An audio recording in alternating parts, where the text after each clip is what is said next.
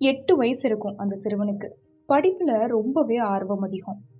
தன் அம்மா கிட்ட போயிட்டு, "அம்மா நான் படிக்கணும், அம்மா நான் படிக்கணும்" அப்படின்னு அடம் பிடிக்கிறாங்க. கருப்பு இனத்தை சார்ந்தவர்களுக்கு பள்ளி படிப்பு மறுக்கப்பட்ட காலம் அது. ஆகையினால சிறுவனை அம்மாவால பள்ளியில சேர்க்க முடியல. ஒரு நாள் அம்மாவினுடைய தோழி ஒருத்தங்க கொஞ்சம் தூரமா இருக்கக்கூடிய நகர்ல நம்மை போன்ற கருப்பு இனத்தை சேர்ந்தவர்களை ஒரு பள்ளியில சேர்த்துக்கிறாங்க. ஆனா அங்க ஒரு நிபந்தனை இருக்கு. அரை நாள் படிக்க வேண்டும், அரை நாள் அந்த பள்ளியில வேலை செய்யணும் அப்படின்னு சொல்றாங்க. இத கேட்டவுடன் அம்மாவிடம் ஓடி வந்து, "அம்மா நான் பள்ளிக்கு சென்று வரேன்" அப்படின்னு சொல்லிட்டு அம்மாவின் பதில கூட எதிர்பார்க்காம போயிட்டாங்க அந்த சிறுவன். அங்க போயிட்டு தலைமை ஆசிரியர்கிட்ட, "நான் படிக்கணும், என்னையும் இந்த பள்ளியில சேர்த்துக்கோங்க" அப்படின்னு சொல்றாங்க அந்த சிறுவன். "நிஜமாகவே நீ இந்த பள்ளியில படிக்க வேண்டுமா? சரி, அப்போது இந்த அறைய சுத்தம் செய்து காட்டு" அப்படின்னு அவர் சொல்றாரு. சிறுவன் குடுகுடுவென ஓடிச் சென்று தனக்கு வேண்டிய பொருட்களை எல்லாம் எல்லோர்கிட்டயும் கேட்டு கேட்டு வாங்கி அந்த அறையை முழுவதுமா சுத்தம் செய்றாங்க. எடுத்த பொருட்களை எல்லாம் மீண்டும் அதே இடத்துல சரியாக வச்சிருக்காங்க.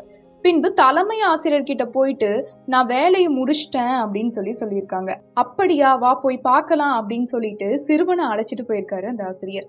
தன் கையில் வைத்திருந்த வெண்ணிற குட்டைய எடுத்து மேசையினுடைய அடிப்புறமா தொடச்சு பார்க்கறாரு.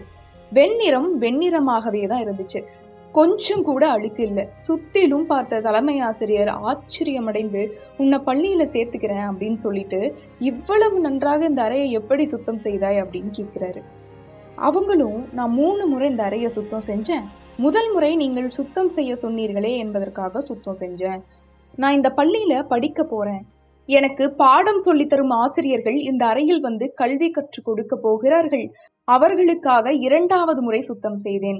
3வது முறை நான் புக்கர் வாஷிங்டன். நான் எதை செய்தாலும் இயன்றவரை சிறப்பாகத்தான் செய்து கொடுப்பேன். அவ்வாறே இந்த அறையையும் சுத்தம் செய்தேன்" அப்படின்னு சொல்லி முடிக்கிறாங்க. இந்த ஒரு குணம்தான் சிறுவன் புக்கர் வாஷிங்டனை பிற்காலத்துல அமெரிக்காவினுடைய மிகச்சிறந்த கல்வியாளராக மாற்றியது. வளர்ச்சி அப்படிங்கிறது இதுதான். யாரெல்லாம் எனக்கு நிகராக நீ இருக்க முடியாது அப்படின்னு ஓரம் கட்டுறாங்களோ அவங்களுக்கு நிகரா இருக்க முடியும் அப்படின்னு அவங்கள விட மேல உயர்ந்து காட்டுறதுதான் வளர்ச்சி.